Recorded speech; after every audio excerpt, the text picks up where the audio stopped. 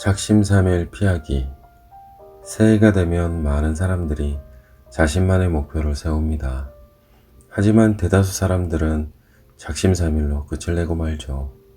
목표를 이루기 위한 의지가 약해서 그런 것일까요? 아니면 실천력이 부족해서일까요? 무엇이 문제였는지 살펴보고 작심삼일에서 벗어나야 합니다. 실천할 수 있는 방법과 직접 실천해서 성공을 이뤄냈던 경험을 사례로 이야기를 해보겠습니다.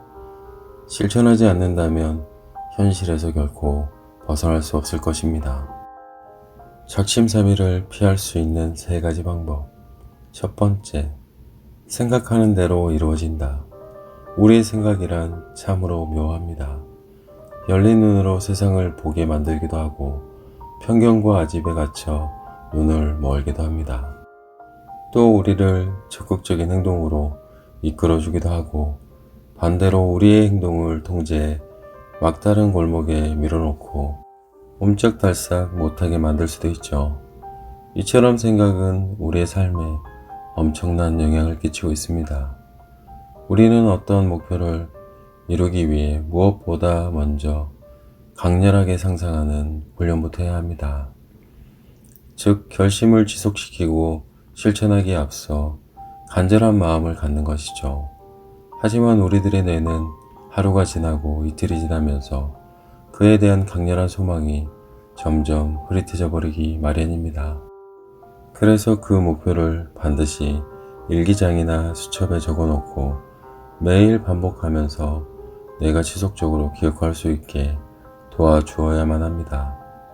이때 특히 중요한 점은 언어로서 표현할수록 목표에 도달할 확률은 현저히 높아진다는 사실입니다.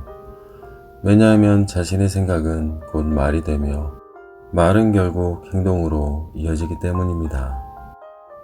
두 번째, 입에서부터 이미 목표는 달성된다.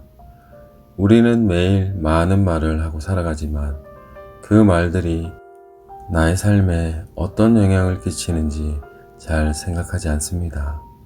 습관처럼 사용한 말들이 내 삶과 목표를 달성하는데 강력한 영향을 주고 있지만 잘 느끼지 못하는 것입니다.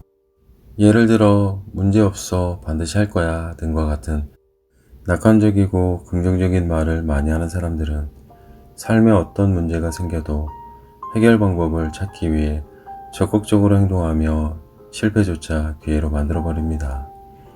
반면 안 되겠어, 방법이 없다 등과 같은 말을 입에 달고 사는 사람들은 매사에 부정적이죠.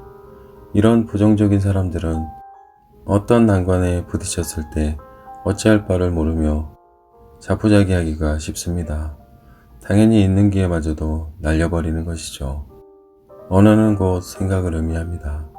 내리 속 언어를 현실의 행동으로 전환시킬 때 가장 중요한 것은 사고하는 시점부터 가장 적합한 언어로 그 생각을 표현해내는 것입니다. 자신이 하는 말이 그날의 행동과 방향에 절대적인 영향을 끼친다는 점을 인식하고 자신의 언어 습관을 바꾸기 위해 노력해야 합니다. 우리의 행동은 생각을 따라갑니다. 행동은 생각의 대변인이기 때문이죠. 세 번째, 자기 개발에 있어 가장 중요한 요소로 뽑히는 좋은 습관 들이기입니다. 모두가 습관이 중요하다는 건 알고 있기 때문에 좋은 습관을 들이려고 노력하죠.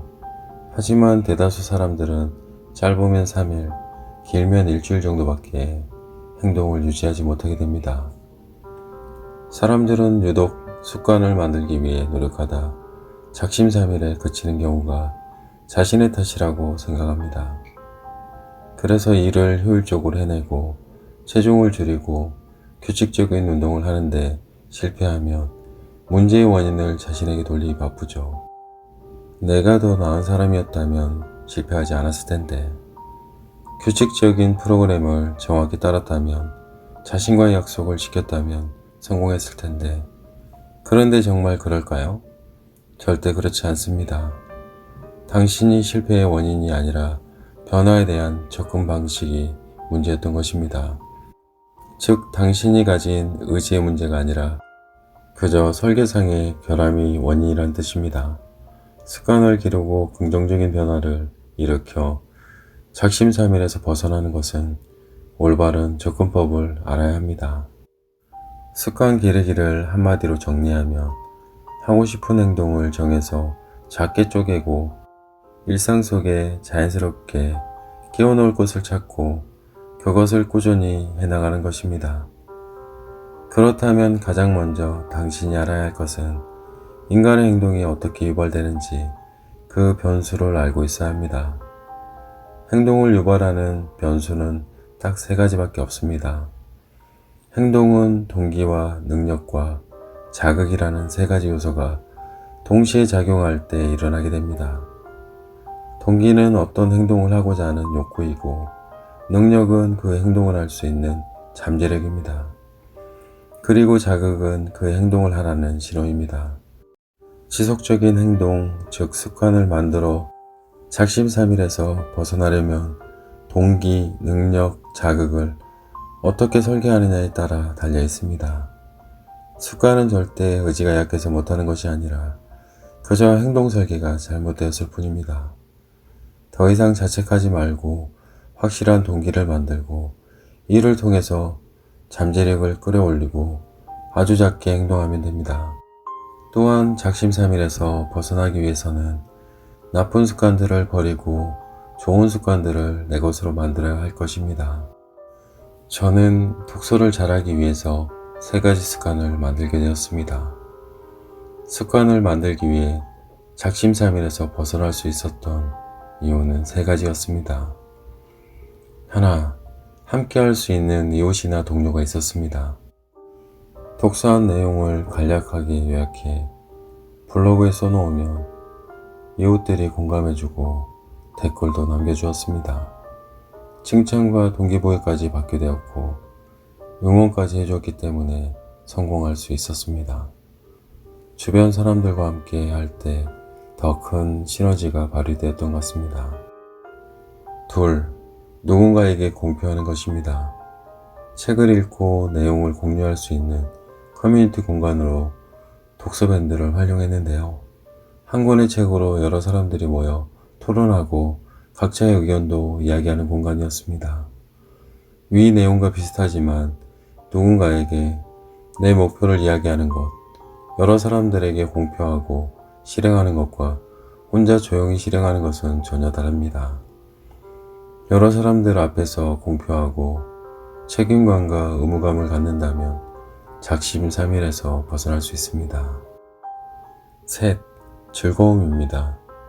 책에서 보고 듣고 느끼고 깨닫고 배우는 즐거움입니다.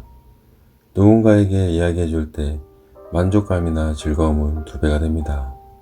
어떤 일이든 지루하거나 무료하면 실증으로 이어지지만 재미와 즐거움을 느낀다면 꾸준히 할 수 있는 힘을 갖게 됩니다. 여러분도 꿈과 목표를 위해 작심삼일에서 벗어나야 할 것입니다. 감사합니다. 책 읽는 남자, 작은 습관입니다.